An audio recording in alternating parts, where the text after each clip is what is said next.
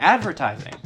Ever heard of it? Of course you have. It's the thing that made you purchase a neoprene beer cozy whose manufacturing process has substantive links to the disappearance of Malaysian Flight 370. Advertisements, just like old people who've forgotten how to be racist, make the world go round. They dominate our day-to-day life. I'm sure if you gained consciousness right now, which I know you haven't yet, you could identify like 45 logos around you. I'll try it right now. Steam Deck, Roland, oh, that just says Solar Wind's Curse Be Upon You in Ancient Akkadian.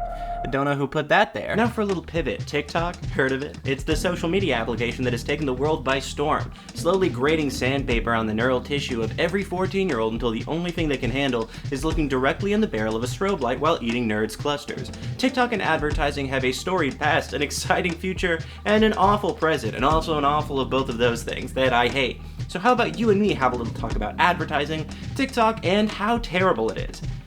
After this word from our sponsor, Surfshark VPN, I'm dead serious. They make a good VPN. Please! Hold on there, cowboy.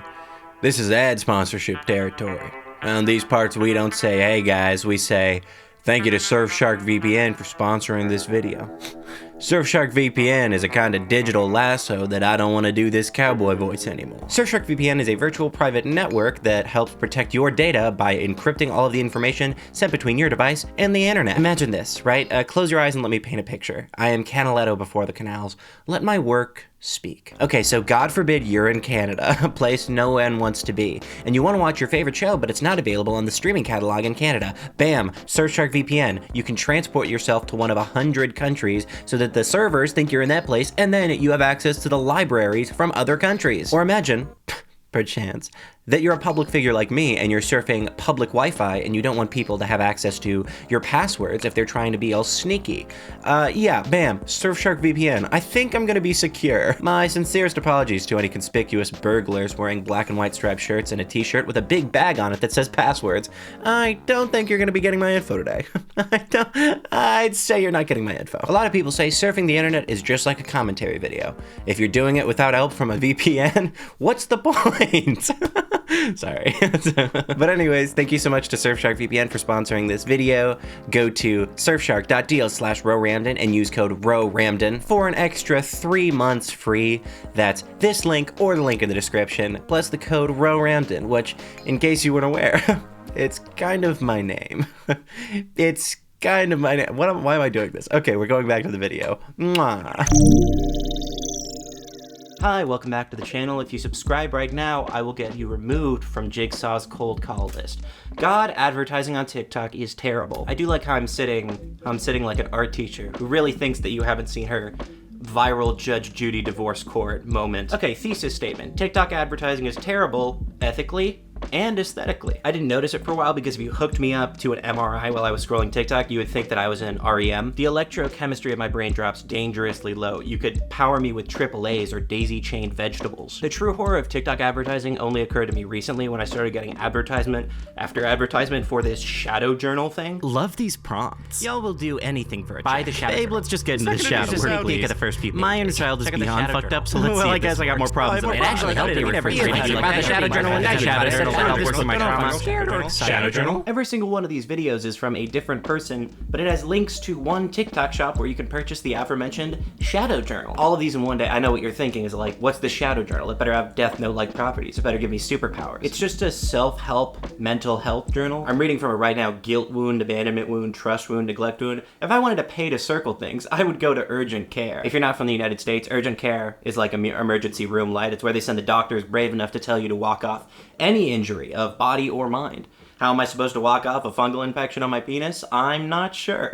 But let me tell you, it looks like a Gasparino DVD case down there, all primaries. You know, this is the type of journal a high school counselor would give you after another student chased you around with a nail gun and a copy of Battlefield Earth. Like, there's nothing we can do with this school, but... Shadow journal? It was around the time that I started getting ads for this journal that my good Moody posted a video about the ridiculous amount of ads he was seeing, and I said, Downs, EGAD, Great Scott, there are a lot of ads on here. and it blows. Now, as a little test, I went on TikTok and scrolled for about 15 minutes. I got about 16 official ads, but what do I mean by official ads? Well, there are sponsored ads put out by TikTok, and then there's self-promotion. While the self-promotion is less systematized and I think less malevolent or whatever, it is still advertising. I got ads from multiple podcasts, and of course, basically every account on TikTok is trying to advertise themselves in some way. So the entire app is like a promotional language. There's no escape from advertising in a broader sense. Now, you can skip these official ads as fast as you want by just scrolling past, which is cool, and I am surprised that there are only so many, considering that you're able to skip them. My theory is that maybe they can show you less ads if you're on the app longer, because you're spending so much time on TikTok compared to other social media that you're generating the same amount of revenue you would if you were on a different app that people tend to spend less time on, but that's just a theory. Let's talk about the variants of ads that you'll find on TikTok and elsewhere. Now, usually if I were to see an ad on television, it would come in one of three vessels: a commercial, a brand integration into a TV show or a movie, or a paid sponsorship during a live broadcast. Think Pepsi's halftime show, or Sunny D's True Crime Expose, or Dunkin's DUI Corner, America drives on Dunkin'. So let's ignore the ad placement inside of the content for now. The commercial and the live broadcast are generally very easy to distinguish from the actual television show you are watching, based on context clues, stylistic shifts in content, and how these advertisements are usually temporally separate.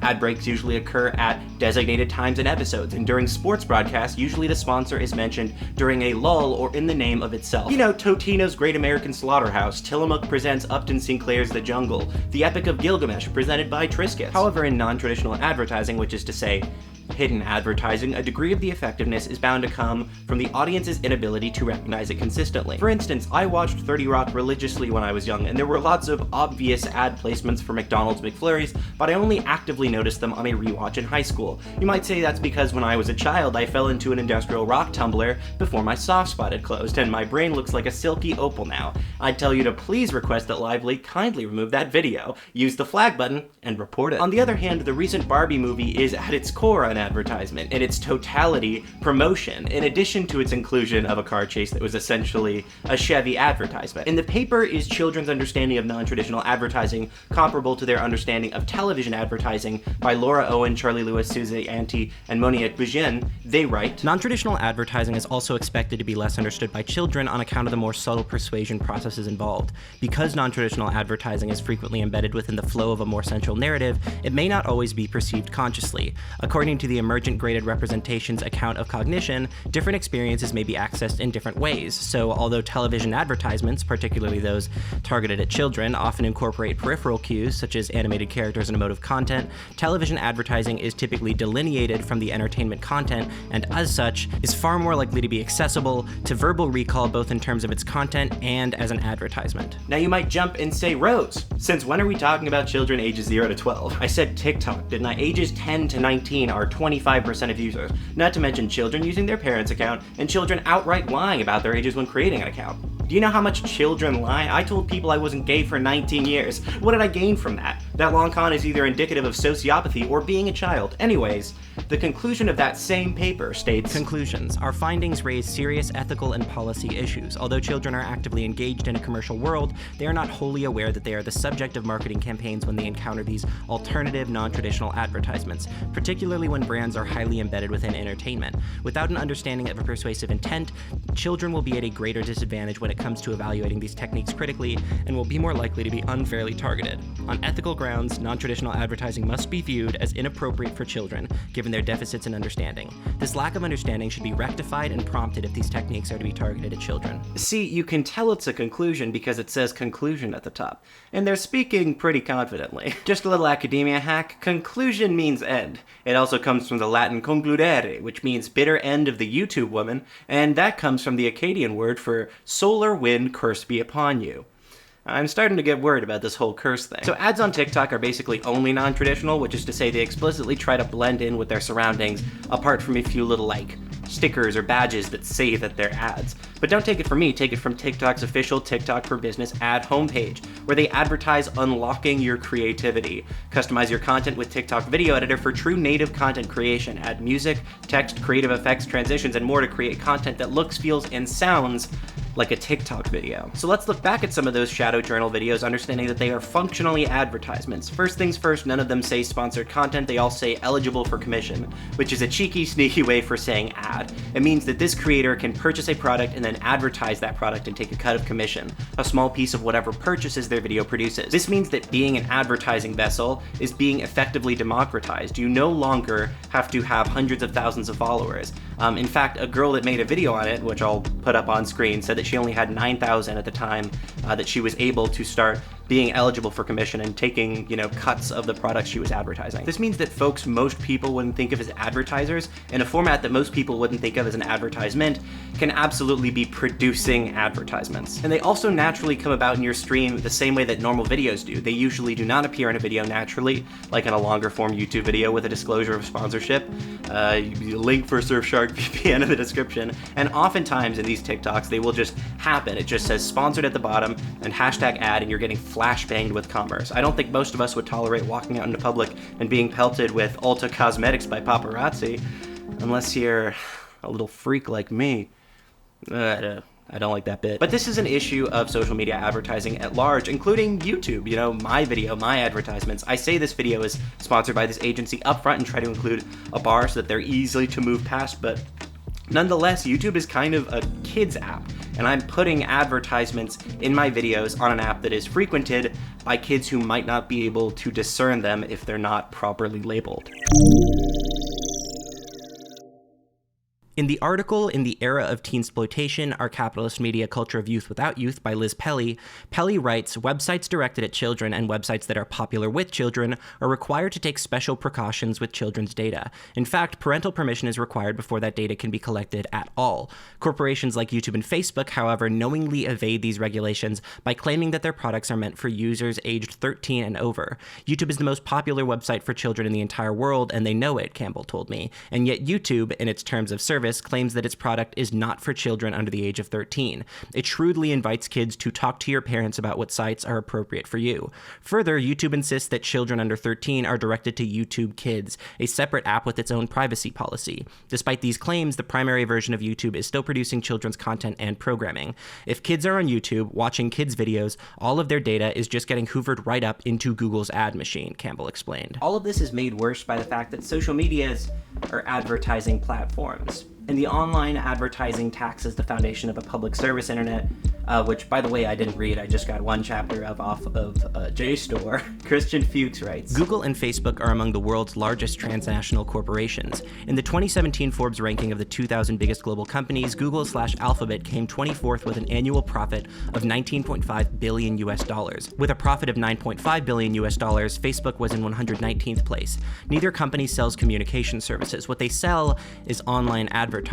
In economic terms, it is thus inaccurate to refer to Google and Facebook as communications companies. Rather, they are two of the world's largest advertising businesses. Google and Facebook's profitability is linked to profound changes within the advertising industry. So Facebook is, of course, social media, and it makes sense then that platforms like Instagram, Twitter, TikTok are primarily making money through ads. Thus, their goal as brands to become more profitable is twofold. One, to keep you on the app, make it addictive enough to rope you back in so you can create content through which they will do two, advertise effectively to you and others, so that when you're on the app, you're making them money. This all points back to the age-old adage that if you're not receiving something for free, you may end up being the product. Advertising is a sociologically relevant force. I'm not saying sociologically because I'm a sociologist or I want to sound smart. I'm saying sociologically because I'm about to quote a sociology paper, okay? Chill the fuck out of me, dude. Seriously, you're way too close to the screen. Advertisements really are effective, though. From the moment I saw an advertisement for the LGBTQ when I was like 8 years old, I knew I wanted to sit at a Dr. Strangelove table and discuss removing a 15-year-old from the GSA for disrespecting gray/demisexual elders. Where did I see that ad?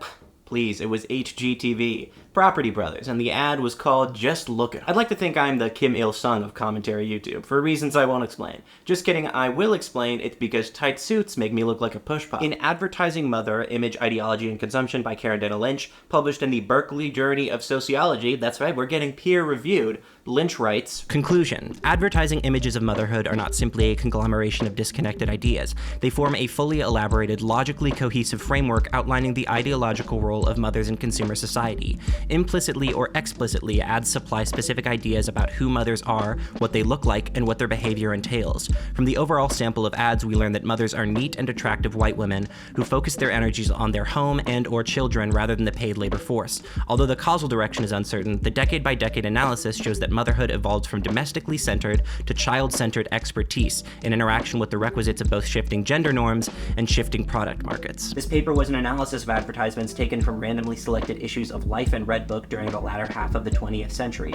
But as for advertising and products shaping norms and discourse, we still see it happening today. Take, for instance, the last 50,000 viral ad campaigns that have sparked some kind of culture war. Everything from the Gillette toxic masculinity ad from nearly half a decade ago to the Dylan Mulvaney Bud Light commercial. It's almost too easy to start woke discourse with an ad.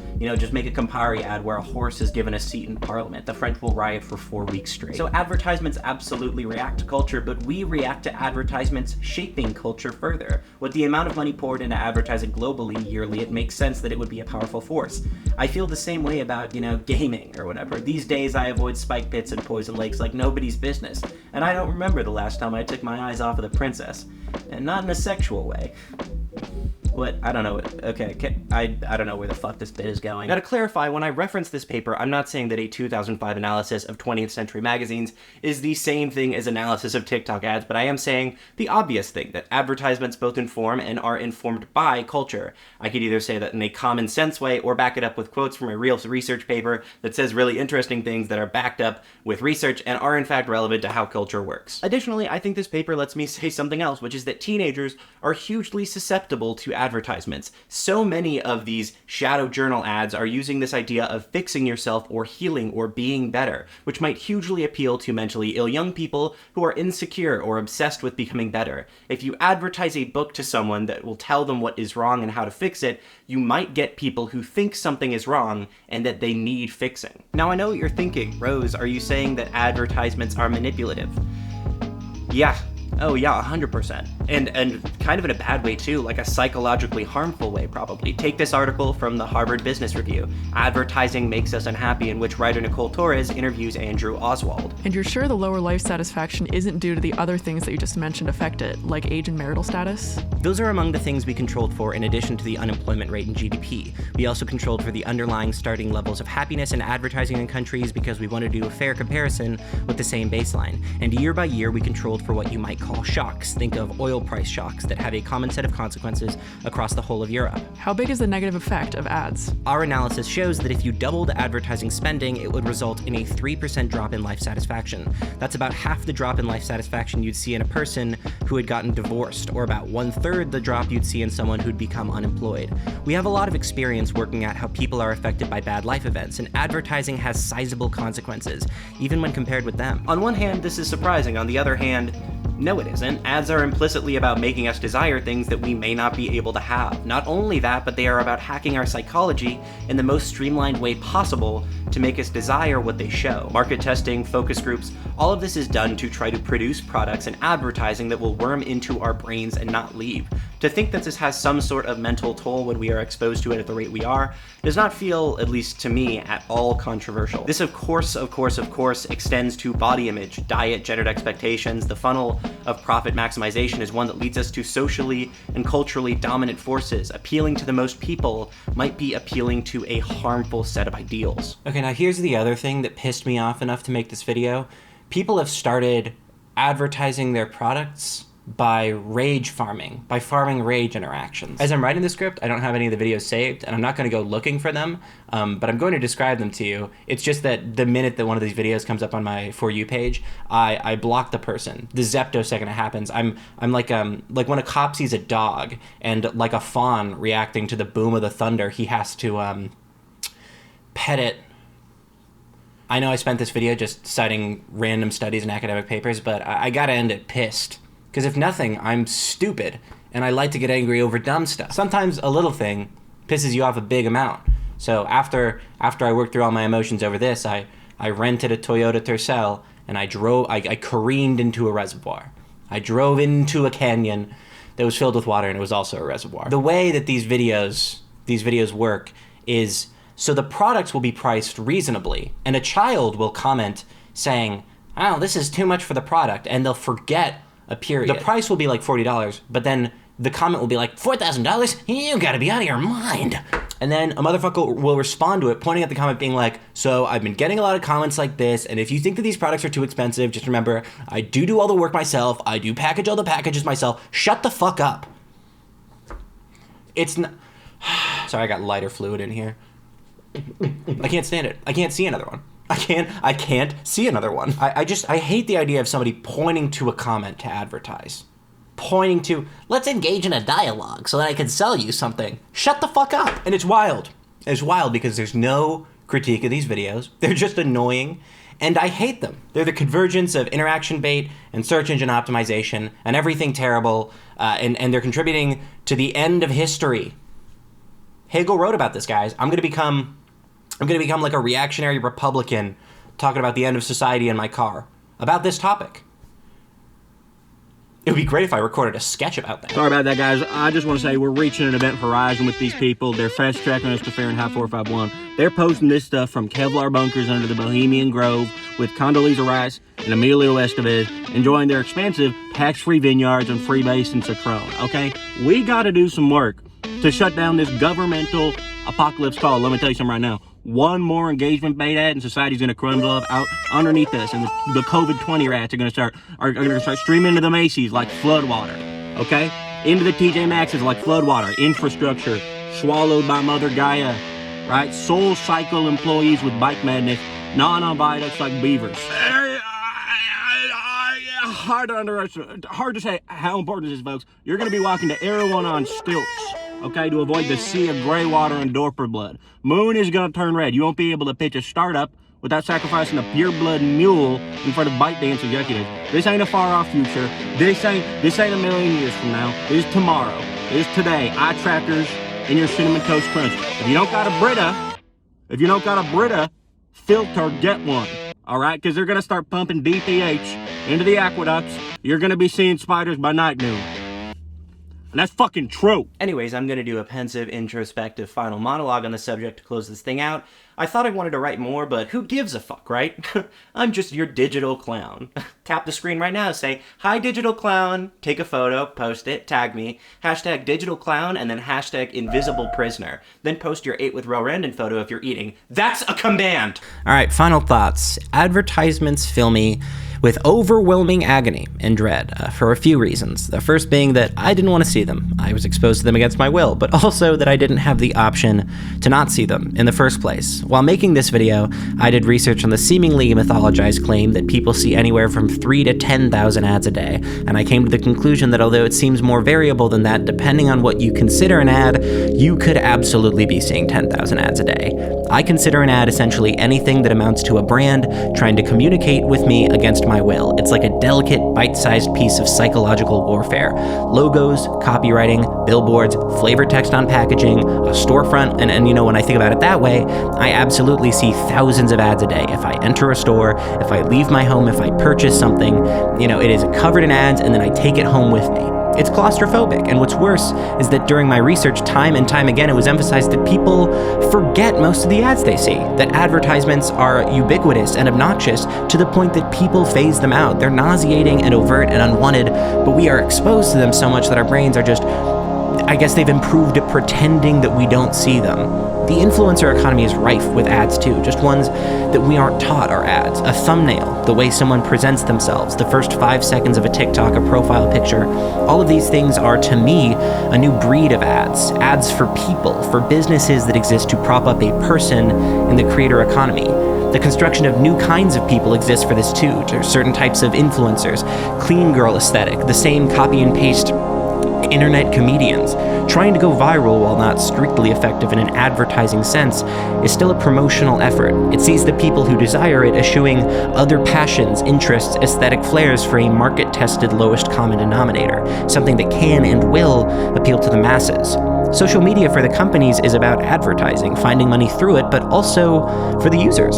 It's about the grind, it's about visibility, it's about perception, and it's about commodifying yourself from framing to lighting to wording to tone. Things like the YouTube accent aren't a coincidence. They're a marketability asset, something creators can use to get attention when they otherwise wouldn't. At this point, we are being voluntarily pulled into a commodification singularity. We're starting to walk and talk like the big businesses we claim to hate. That's the video. Did you love it? Did you hate it? Did you like me? I really hope you liked me. Aren't I a little bit cute? Like a balloon that's come to life, like a field mouse who got a traumatic head injury. Thank you so much to Surfshark for sponsoring this video. Once more, deal in the description. But if you got a little penny, if you got a little pretty penny in your pocket, and you're looking to support somebody like me, I got a Patreon, patreon.com/RealRamden. Gonna be honest with you, I'm kind of broke as shit right now. I'm not struggling. Well, I'm a little bit struggling, but I'm not struggling, you know. I'm like struggling light. I'm struggling, and you can play you download me off the App Store and you can play a few levels, and then it says $3.99 for more struggle. But I can't afford that because I'm struggling light. My Patreon will have occasional updates. You get access to all of the music that I use in these videos. I make, it's royalty free. It's like beats, background beats. You get access to those if you want to use them in your videos. If we reach $2,000, I'm gonna release like a bunch, like a ridiculous amount, like 50 songs. Maybe not 50 songs, like 30 songs of unreleased music from 2 albums that I scrapped. So that might be exciting to you. Oh, and also big announcement, weekly videos for the next year. Yeah, every Friday. I'm uploading every Friday for the next year. I should have said that. I should have said that at the beginning of this. You know what? Yeah, I should have said that at the beginning of this outro. As always, thank you. Thank you so much for watching. Bye. Listen, we're reaching an event horizon with these people. They're fast tracking us to fair and for how